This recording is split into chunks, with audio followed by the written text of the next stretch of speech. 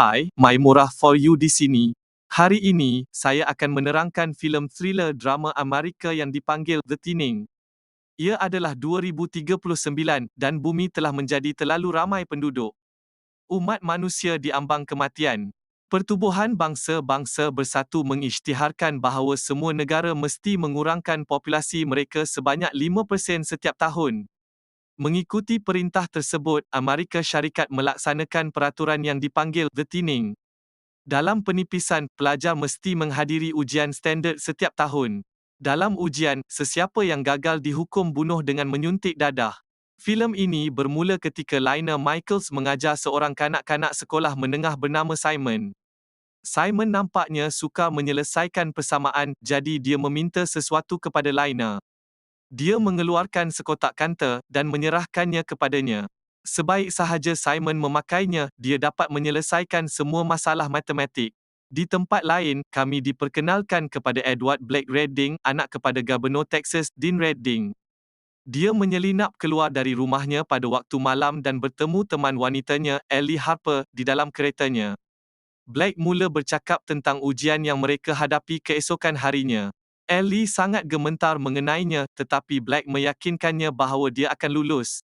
Pada masa itu, pengawal bapa Blake menemui mereka dan membawa Blake kembali ke pejabat Dean. Dean kecewa dengan Blake kerana menyelinap keluar malam sebelum ujian penting itu. Dia fikir Ellie adalah gangguan untuk Blake. Keesokan harinya, ia adalah hari ujian. Ramai pelajar beratur di luar sekolah. Mereka perlu melalui pemeriksaan keselamatan yang ketat sebelum masuk. Blake meminta Lina untuk salah satu kanta belajarnya, tetapi dia kehabisan. Lina dan rakannya, Cullen Woods, berdiri dalam barisan untuk masuk ke dalam. Salah seorang pelajar telah menulis penipuan di tangannya. Apabila dia ditangkap, dia cuba melarikan diri. Pengawal menangkapnya. Tiada siapa yang pernah dapat melarikan diri dari peperiksaan atau menipunya. Di dalam sekolah, Blake dan Ellie berpelukan buat kali terakhir sebelum masuk ke dewan peperiksaan dan tidak lama kemudian, peperiksaan bermula. Mereka mempunyai 2 jam untuk menyelesaikan ujian. Semua orang mula menyelesaikan masalah pada tablet mereka. Lina menyelesaikan kesemuanya tanpa sebarang masalah dan merupakan yang pertama menyelesaikannya. Rakannya, Cullen, nampaknya sedang bergelut. Apabila peperiksaan tamat, mereka segera mendapat keputusan. Guru di dalam kelas sedang memanggil beberapa nama yang gagal dalam peperiksaan. Pelajar cemas, harap perkara ini akan selesai segera. Mereka yang gagal diambil oleh pengawal. Mereka menangis, menentang pengawal, dan ada yang cuba melarikan diri. Pengawal akan memukul pelajar yang menentang. Nasib baik, Lina, Cullen, dan Blake lulus. Bagaimanapun, pada saat terakhir, teman wanita Blake, Ellie, dipanggil oleh guru, jadi pengawal membawanya pergi. Dia segera menghubungi bapanya dan memintanya untuk membantu Ellie. Bagaimanapun, bapanya tidak bersetuju, mengatakan bahawa undang-undang adalah sama untuk semua orang. Kecewa, dia berlari menyelamatkannya sendiri. Dia menyerang pengawal dan meminta Ellie melarikan diri, tetapi tidak berjaya. Tiada siapa yang akan dapat melarikan diri. Blake terus cuba membantu Ellie, tetapi tiada apa yang boleh dia lakukan. Ia kini setahun kemudian, dan 24 jam sebelum ujian penipisan bermula. Ia adalah ujian penipisan pertama adik Lina, Corinne. Loceng pintu berbunyi. Guru Lina, Cik Birch, yang telah menjaga Lina dan Corinne seperti anaknya sendiri sejak kematian ibu mereka. Dia cuba menenangkan Lina kerana esok adalah ujian pertama Corinne dan Lina risaukan adiknya, tetapi dia memberi jaminan kepada mereka bahawa semuanya akan baik-baik saja. Sementara itu, Blake merakam video di dalam biliknya. Dia berhasrat untuk menulis semua jawapan yang salah dalam ujian untuk memberi pengajaran kepada bapanya. Dipotong pada hari ujian, Lina menghantar Corinne ke tadikanya. Dalam kelas Corinne, mereka dipersembahkan dengan animasi video menunjukkan keadaan semasa bumi, jadi semua negara mesti mengurangkan populasi mereka sebanyak 5% setiap tahun. Sesetengah negara melaksanakan peraturan seperti membenarkan pasangan mempunyai seorang sahaja anak, sementara yang lain menghukum mati generasi yang lebih tua. Di Amerika, bagaimanapun, kerajaan memutuskan untuk mengekalkan hanya yang paling bijak dan melaksanakan yang lain. Kanak-kanak ini tidak terkecuali. Ujian kanak-kanak kemudian bermula.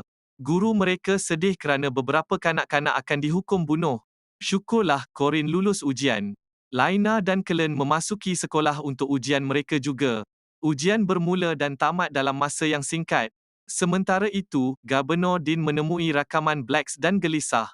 Dia memanggil pengurus ujian, Mason King, dan mengarahkannya untuk melepasi Black tanpa mengira markahnya. Mason menukar markahnya dengan Laina, membuatkan Laina gagal. Keputusan ujian sudah masuk, tapi yang mengejutkan semua orang, nama Laina disebut juga. Dia telah gagal dalam ujian. Cik Birch menghalang pengawal semasa mereka mengambilnya, mendakwa bahawa dia adalah pelajar terbaiknya dan mesti ada sesuatu yang tidak kena dengan sistem. Walau bagaimanapun, keputusan adalah muktamad dan tidak boleh diubah. Dia menyerahkan kad kunci kepada Laina supaya dia boleh membuka kunci pintu dan melarikan diri. Black terkejut kerana tidak gagal. Pelajar yang lulus tiba di pesta sekolah untuk meraihkan keputusan mereka. Di tempat lain, Dean sedang berucap sebagai gubernur untuk mengisytiharkan jawatan presidennya bagi Presiden Amerika Syarikat. Dia bermegah tentang sistem pendidikan mereka. Hasil daripada sistem mereka, mereka berjaya menjadi yang terbaik dalam pendidikan di kalangan 196 negara. Kadar jenayah menurun sebanyak 26%. Black mendengar ucapan bapanya semasa berada di pesta itu, kemudian menyelinap keluar. Dia menyelinap ke dalam lorong dan memukul salah seorang pengawal. Dia kemudian pergi ke bilik kawalan. Sementara itu, Laina dan pelajar yang gagal dibawa masuk ke dalam bilik dan diletakkan di dinding. Mereka terpaksa menanggalkan semua pakaian mereka untuk dekontaminasi. Kemudian, Laina dan yang lain dibawa ke bilik di mana pengawal akan melaksanakan mereka dengan suntikan maut. Tiba-tiba, Black memutuskan bekalan elektrik, membuat seluruh sekolah menjadi gelap. Mengambil peluang ini, pelajar yang bakal dihukum bunuh, membebaskan diri dan cuba melarikan diri. Tetapi tiada seorang pun daripada mereka yang berjaya, kecuali Laina. Dia menggunakan kad kunci yang diberikan oleh gurunya, dan keluar dari bilik itu. Tidak lama selepas itu, Mason datang ke bilik dan meminta kiraan kepala. Mereka mendapati Laina hilang dan mula mencarinya. Black menemui Lana dan membantunya melawan salah seorang pengawal. Semasa bercakap, mereka menyedari bahawa sesuatu telah dilakukan terhadap keputusan Black dan Laina. Mereka berdua masuk ke dalam lubang dan bersembunyi. Mereka mengikut kabel rangkaian untuk pergi ke bilik pelayan di mana mereka boleh melihat keputusan melalui komputer. Sementara itu, sekolah masih dalam penutupan sepenuhnya kerana gangguan bekalan elektrik. Berita itu sampai keluar dan disiarkan di seluruh negeri. Ibu bapa di luar semakin prihatin. Gubernur Dean menelefon Mason untuk bertanyakan keadaannya. Sementara itu, lubang di bawah Black pecah, menyebabkan dia terjatuh ke dalam kolam renang di bawah. Laina melompat mengejarnya. Dia membawanya keluar dari air, tetapi dia tidak bernafas. Laina memberinya CPR dan entah bagaimana berjaya menyelamatkannya. Black dan Laina menukar beberapa pakaian yang mereka temui di loka kolam. Mereka kemudian terus melalui lubang udara dan sampai ke bilik pelayan, tetapi seorang pengawal berdiri di hadapan pintu. Lebih-lebih lagi, kad kunci Laina jatuh ke lubang di hadapan pengawal.